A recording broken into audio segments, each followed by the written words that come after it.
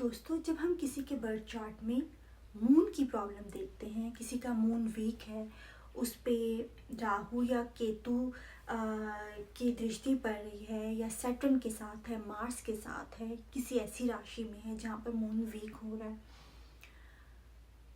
तो हम लोग कहते हैं कि जुपिटर किधर है, जुपिटर को देखो, क्या जुपिटर स्ट्रांग है, क्या जुपिटर की दृष्टि पड़ रही है मून के ऊपर। क्योंकि जुपिटर जो है वो हील करता है। ठीक है, अगर किसी के लगन चार्ट में मून का प्रॉब्लम है तो हम लोग कहते हैं कि लगन चार्ट में या फिर नवामसा चार्ट में जुपिटर की पोजीशन मून को हील कर सकती है। जुपिटर कैसे हील करता है? नॉलेज से, विजडम से और इवेंचुअली फॉरगिवनेस से। ठीक है, जैसे जैसे नॉलेज मिलता जाता है, जैसे जैसे हम लोगों को चीज़ों का ज्ञान प्राप्त होता रहता है, तो हम लोग दूसरे का माइंडसेट भी समझना शुरू हो जाते हैं। जिसने अगर हमारे साथ किसी ने बुरा भी किया है, कहीं जिससे हमें ट्रॉमा भी मिला है, तो भी हम उसका पॉइंट ऑफ व्यू भी समझते हैं। फिर हम ज्ञान प्राप्त करने के बाद खुद भी इतने ज़्यादा जेनरस हो जाते हैं, फॉरगिविंग हो जाते हैं कि हम दूसरे को माफ़ करते हैं। जब हम फॉरगिवनेस देते हैं दूसरे को, तो अपने आप को भी देते हैं। जो भी मून की प्रॉब्लम्स हैं उनमें ज़्यादातर इसलिए भी होती हैं कि हमारी सेल्फ एक्सेप्टेंस नहीं होती, हमारी सेल्फ फॉरगिवनेस नहीं होती।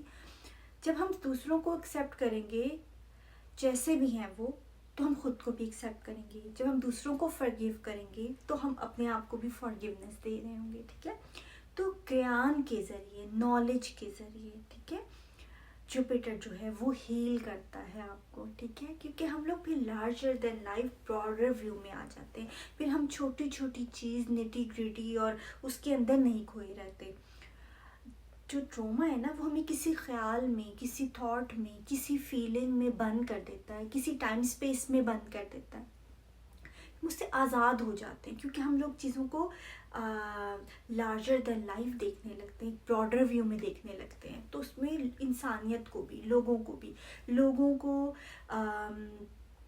हेल्प करने की भावना होती है, इंसानियत के लिए कुछ करने की भावना होती है। तो फिर अपनी सेल्फ से इंसान बाहर आ जाता है, अपनी सेल्फ से, अपने घर वालों से, अपने रिलेटिव से, उनसे निकल के बाहर देखने लगता है। ठीक है, तो जुपिटर ऐसे आपको हील करता है। लेकिन आप जानते हैं कि एक और प्लैनेट भी है जो हील करता है, और उसके पास संजीवनी बूटी भी है, और वो आपको रिवाइव करता है। कोई ऐसी चीज़ जो मर रही हो, जो ख़त्म हो रही हो, वो भी जी उठती है।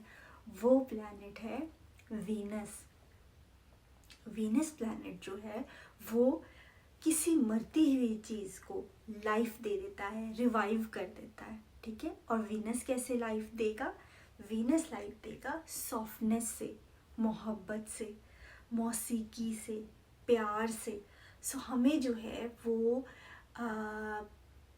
जब, जैसे वीनस प्लैनेट आप जानते हैं पाइसेस में एग्जॉल्टेड है, तो पाइसेस में एग्जॉल्टेड वीनस क्या करता है?